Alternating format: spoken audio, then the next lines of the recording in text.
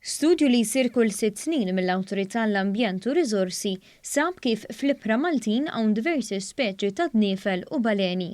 L-uffiċjal għall-protezzjoni tal-Ambjent fih dan l-era, Tabone, spjega ma' dan l-istazzjon li dan l-istudju jsir b'konformità ma' direttivi tal-Unjoni Ewropea u konferma l-preżenza ta' dawn l-annimali f'żoni partikolari mal-kosta Maltija. Dan l-istudju huwa bbażat fuq proġetti li saru matul dawn l-aħħar 6 snin fej konna ġifieri esperti li joħorġu bid-dajjes u jaraw fej l-iktar jinstabu dawn l-ispeċi u bekk aħna mid-dejta li tinġabar minn dawn il-proġetti nkunu nistgħu noħorġu bi-status jekk hux id-Dniefel u l-Baleni u xedin fi stat tajjeb f'Malta. Fost l-aktar speċi li jiġu nnutati fl-Ibħra Maltin hemm 3 tipi ta' Dniefel partikolari. Għalkemm hawn diversi speċi ta' Dniefel jinstabu fil-Mediterran, għandna 3 partikolari li jinstabu f'Malta, ġifieri li jiġu cited ħafna aktar minn speċi oħrajn li huma il-common dolphin li huwa l-delfin komuni bażikament,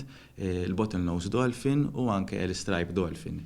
U minn dal-istudju wara ċar li actually għandna dawk li jsejħu resident populations, ġifieri jgħixu fil-Baħar Malti, u ovvjament inkomplu nikkonfermaw bi studji aktar il-qudiem.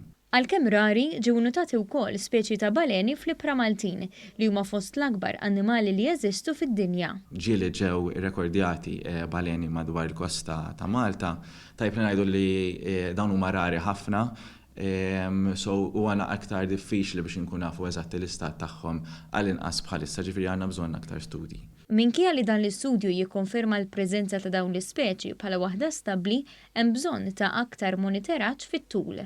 Dejjem tajjeb li jkollok iktar data, tiġbor aktar informazzjoni, u infatti bħalissa l-era da timplementa proġett li huwa funded ukoll mill-Unjoni Ewropea fej apparti li nkun qed nistudjaw dawn l-ispeċi f'areas partikolari għax issa nistgħu nkunu iktar specifika għax nafu l-iktar fejn jinstabu, ħankomplu niġbru aktar data u nkomplu nikkonfermaw l-istat ta' dawn l-ispeċi f'Malta.